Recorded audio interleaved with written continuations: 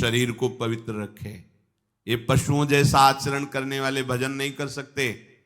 ये जो कहते हैं ना भजन में मन नहीं लगता, पवित्रता चाहिए। अब ऐसे पशु की तरह शौच हो लिए, उठे चल दिए, ऐसे नहीं। पवित्रता, शौचाचार का निर्वाह कीजिए। लघु शंका भी जाइए तो जल लेकर जाइए। इंद्री का प्रक्षालन, फिर हाथ का प्रक्षालन, फिर 3 बार आचमन, राधा वल्लभ श्री हरिवंश, राधा वल्लभ श्री हरिवंश। जैसे शास्त्रीय विधान में केशवाय नमः, नारायणाय नमः, माधवाय। पवित्र रहिए। देखो भजन कैसे नहीं होता। सर्दी गर्मी सुख दुख आदि द्वंद हर्ष विषाद आदि जो है इनको सहना सीखो।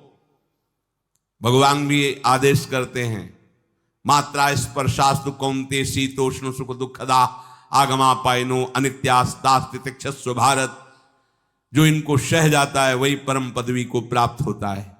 थोड़ी सी गर्मी आहा, थोड़ी सी सर्दी आहा, पूरे जीवन गर्मी। पैर की त्वचा ऐसी हो गई थी कि बंबूल का कांटा टूट जाता था, घुसता नहीं था। जीवन में कभी पादुका ही नहीं, तो चमड़ी इतनी मोटी हो गई थी पैरों की। सर्दी गर्मी जैसा आप इसको, आप देखो यहां आप कौन सा स्वेटर पहनते हैं, जीवन में कभी नहीं। सर्दी में क्या होता है, यहां ये त्वचा नहीं क्या, हमें तो लगता है काफी सुकोमल अन्य अंगों से यहां की त्वचा है, कपोल, नासिका, नेत्र आदि। यहां क्या पहनते हो सर्दी में, क्या बिगड़ जाता है? क्योंकि अभ्यास है, गर्भ के बाद निकलने के बाद यहां कुछ ढका ही नहीं, यहां कुछ नहीं ढका तो पूरे जीवन ढकने की जरूरत नहीं। और अगर पूरे अंगों में न ढका होता तो पूरे जीवन ढकने की जरूरत नहीं। जो जंगल में दिगंबर महापुरुष रहते थे गंगा के किनारे, कितने, तो उनको क्योंकि अभ्यास, और हमने अभ्यास किया कपड़े लत्ते का, तो अभ्यास, हमने अभ्यास किया एसी रूम का, अभ्यास किया गीजर से नहाने का, वो अभ्यास किया 3 काल गंगा स्नान, वो अभ्यास। कुछ फर्क नहीं पड़ा इस जड़ शरीर में। इसको जैसे रखो। तो सहने का अभ्यास, यदि माया से मुक्त होना है तो सहने का अभ्यास रखो। ये जरा में ओह बहुत गर्मी, ये नहीं उपासक। गर्मी है ठीक है, शरीर का धर्म है, तो इंद्री में ताप लग रहा है ठीक है, राधा राधा राधा। आप कहोगे प्रवचन करने से नहीं होता। कभी बिजली नहीं रखी ईद दाम में, कटवा के रखे थे? बिल्कुल नहीं। जितनी देर होश रहा आंख का हाथ से पंखा कर लिया, नहीं तो बस राधा राधा राधा। जो मिला मांग के खाया, कुछ आसन पे लेट। प्रवचन ही केवल नहीं रहे, अब तो जैसे जोई जोई प्यारो करे सोई मुई भावे। नहीं, जानबूझ करके अपने शरीर को अधीन नहीं करना चाहिए। सुविधाओं की अधीनता, तुम भोगता नहीं, सुविधाएं तुम्हें भोग रही हैं। जितना तुम सुविधा भोगी बन जाओगे उतना तुम कमजोर हो जाओगे।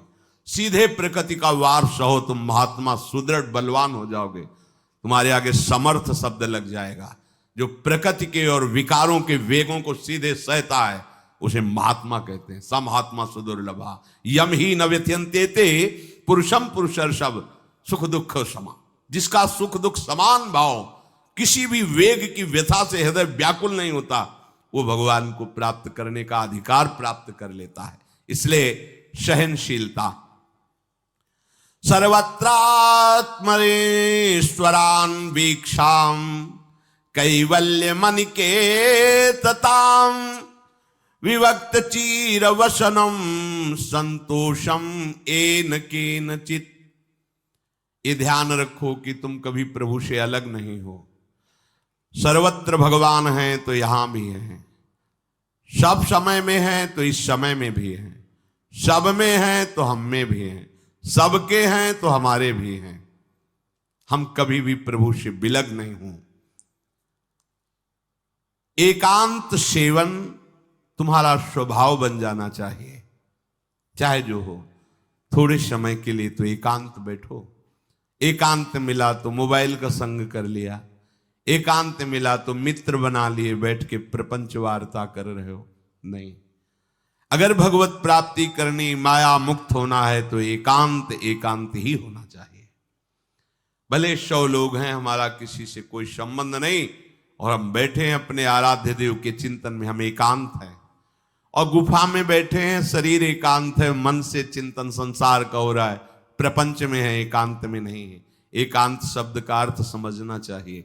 हम एकांत को सीधे गुफा या कहीं एकांत ऐसे, एकांत का अर्थ है एक के सिवा दूसरा कोई नहीं, अर्थात एकमात्र भगवत चिंतन में डूबा हुआ उपासक। बाजार में बैठा हुआ भी एकांत है, सभा में बैठा हुआ एकांत है, और प्रपंच का चिंतन करने वाला बंद कमरे में भी प्रपंची है, गुफा में भी प्रपंची है। जहां आप रह रहे हो उसे ये मेरा घर है ऐसी भावना का त्याग कर दे। अनिकेत ये भगवान का दिया हुआ वास स्थान है। कुछ समय के लिए इसमें शरीर निर्वाह कर रहे हैं, ये भी छूटेगा और ये भी छूटेगा। जैसे स्टेशन में बैठा आदमी आराम से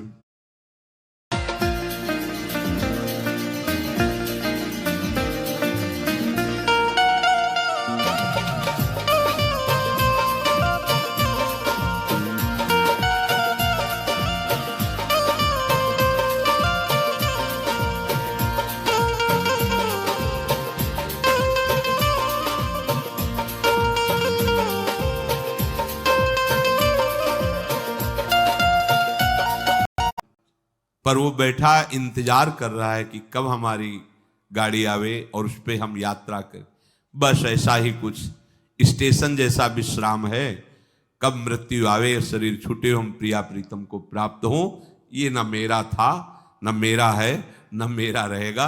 ये न मेरा था, न मेरा है, न मेरा रहेगा। गृहस्थ हो तो पवित्र वस्त्र पहने, और त्यागी हो तो जैसे मिल जाए भगवत कृपा से वैसे वस्त्र पहने। प्रारब्ध के अनुसार तुम्हें जैसी व्यवस्था मिली उसमें संतोष करना सीखो, मांग मत रखो। प्रभु की प्राप्ति के लिए खास बात ध्यान रखनी है, अपनी उपासना में दृढ़ श्रद्धा रखो और सर्वश्रेष्ठ भाव रखो, पर दूसरे किसी की भी निंदा ना करो। अगर किसी की भी निंदा करोगे तो फिर माया तुम्हें मुक्त होने नहीं देगी। मन को, वाणी को, शरीर को संयम में रखो, अर्थात भगवत भजन, भगवत वार्ता और मौन। मन का संकल्प विकल्प रहित होना, विषयों का चिंतन न करना, प्रभु के रूप का, नाम का, धाम का, लीलाओं का चिंतन करना।